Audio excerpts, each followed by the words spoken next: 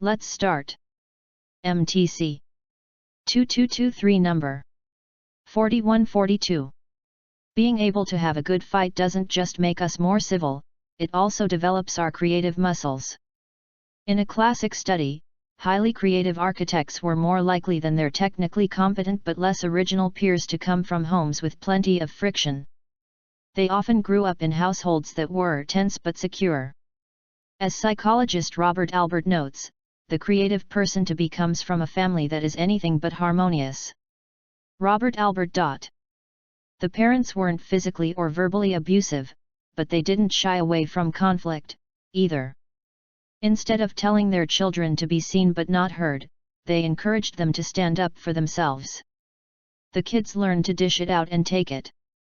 That's exactly what happened to Wilbur and Orville Wright, who invented the airplane. Wilbur Orville Wright. When the Wright brothers said they thought together, what they really meant is that they fought together. Right.